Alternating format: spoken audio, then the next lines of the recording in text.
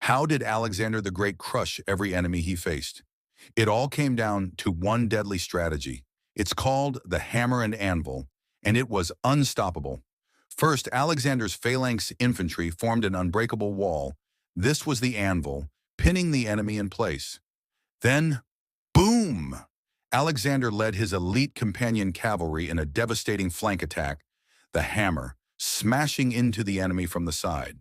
Trapped between a wall of spears and a cavalry charge, enemies were slaughtered with no escape. He used this strategy at Gaugamela, Issus, and countless battles, and never lost. Was there any greater military tactic than this? Let me know in the comments.